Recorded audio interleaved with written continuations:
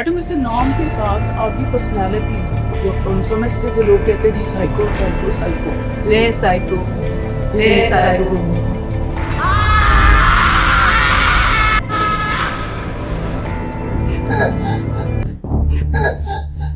आप मुफ्ती साहब के बारे में क्या? बस मेरी अब्बा की चटाई सबसे दरख्वास्त है मीरा जी की तरफ से क्योंकि आने वाले प्रोजेक्ट साइको को देखने सिनेमाज में जरूर आए।